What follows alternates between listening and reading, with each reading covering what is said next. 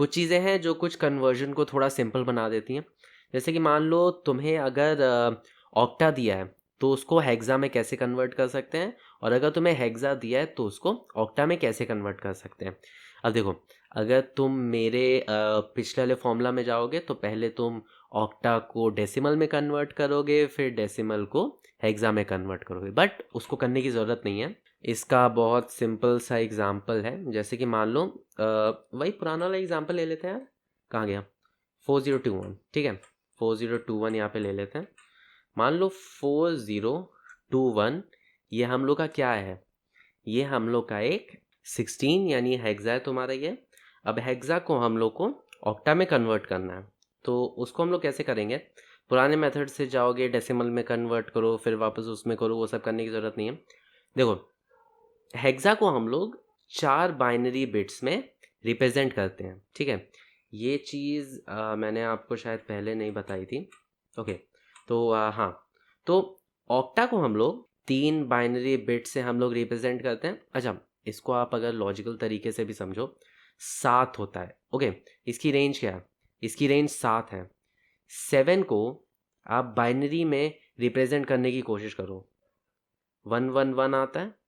कितनी बिट्स की ज़रूरत पड़ रही है? 3 बिट्स की ज़रूरत पड़ रही है। क्या 3 से ज़्यादा की ज़रूरत पड़ रही है? नहीं ना। तो हम लोग ऑक्टा को हम लोग 3 बिट्स में रिप्रेजेंट कर सकते हैं। वहीं पे अब हम लोग का हेक्सा देखो, हेक्सा की मैक्सिमम रेंज क्या है? हेक्सा की मैक्सिमम रेंज है 16, ठीक है। 16 को हम लोग कितने बिट्स में रिप्रेजेंट कर सकते हैं? सॉरी इसकी मैक्सिमम रेंज होती है 15, 16 तो इसका पॉसिबल वैल्यूज़ होती है, 0 से लेके 15 तक जाती है ना इसकी रेंज। तो 15 को हम लोग कितने बिट्स में रिप्रेजेंट कर सकते हैं? 15 को हम लोग 4 बिट्स में रिप्रेजेंट कर सकते हैं। थोड़ा सा कन्फ्यूजन हो रहा होगा क्योंकि आप लोग ने इसका शॉर्टकट नहीं पढ़ा है।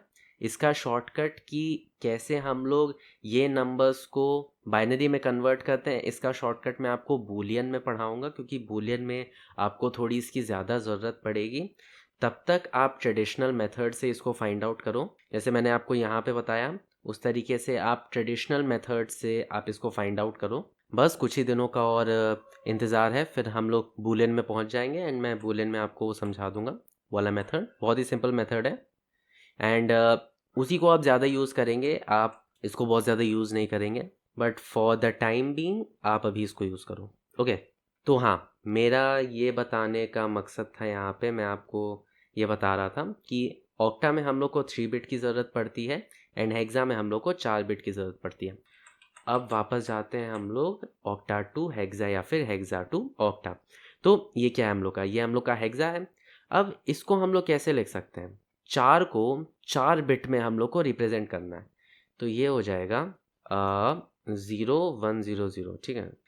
0 हो जाएगा 0000, 2 क्या हो जाएगा? 2 हो जाएगा तुम्हारा 0010, 1 हो जाएगा 0001, ठीक है।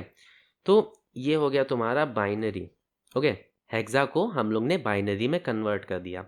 अब इसी में तुम 3 बिट लेते जाओ, ठीक है। और देखो, स्टार्टिंग तुम्हें कहाँ से करनी है? स्टार्टिंग तुम्हें यहाँ से करनी है, ठीक है। यहाँ से 3 बिट लो, ये 3 बिट ले लिया, ये 3 बिट ले लिया, ये 3 बिट ले लिया, ये 3 बिट ले लिया, ये 3 बिट ले लिया। और देखो यहाँ पे कुछ है नहीं, तो तुम 00 ऐड कर दोगे, क्योंकि इस 00 का कोई फ़र्क नहीं पड़ता, क्योंकि लेफ्ट हैंड साइड में चाहे जितने 00 लिख दो, काउंट तो हम लोग 1 को ही करेंगे। एंड में जो नंबर आएगा वो तो 1 की वजह से ही आएगा, तो उसका कोई फ़र्क नहीं पड़ता कि आप अगर लेफ्ट हैंड साइड चाहे जितने भी 0 लिख दो, ठीक है। राइट हैंड साइड नहीं होने चाहिए। राइट हैंड साइड से आपकी प्लेस वैल्यू बढ़ जाती है, याद करो प्लेस वैल्यू मैंने पढ़ाया था। तो प्लेस वैल्यू उसकी बढ़ जाती है, इसलिए राइट में नहीं, लेफ्ट में आप जितने भी 0 ऐड कर सकते हो। इसीलिए जो बिट सिलेक्शन होता है वो हम लोग राइट हैंड साइड से करते हैं, ठीक है। तो ये क्या हो गया? ये हो गया हम लोग का 1। ये क्या हो गया हम लोग का? ये हो गया हमारा 4। ये क्या हो गया हमारा 0? ये हो गया हमारा 0। ये हो गया हमारा 4 और ये हो गया हमारा 0।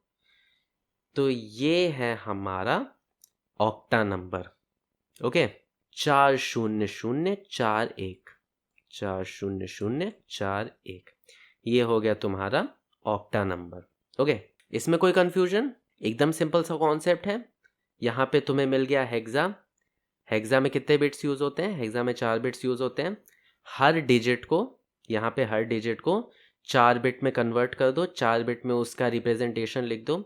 उसके बाद from right hand side 3 bit का ग्रुप बनाओ from the right hand side, और अगर कोई बच रहा है ग्रुप तो उसमें लेफ्ट हैंड साइड में 0 0 ऐड कर दो, क्योंकि 0 0 का कोई फर्क नहीं पड़ता।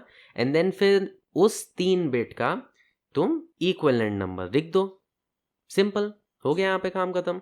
फिर से मैं पूछूंगा, इसमें कोई कंफ्यूजन? मेरे ख्याल से नहीं होनी चाहिए।